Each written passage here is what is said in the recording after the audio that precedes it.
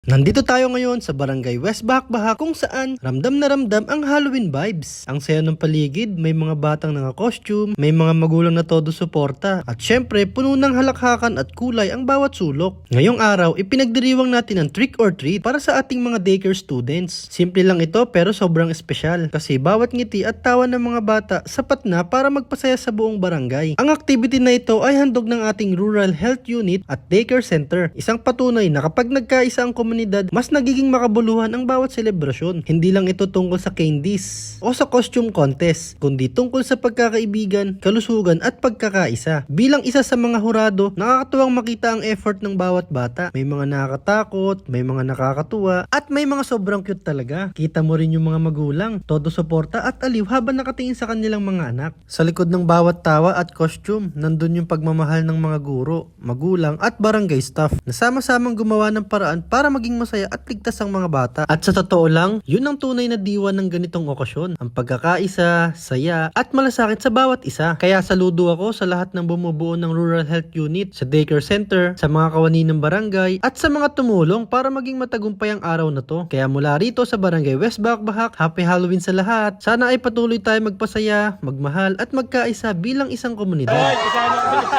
Happy birthday din po pala kay Ma'am Shanlyn at salamat sa masasarap na mga food.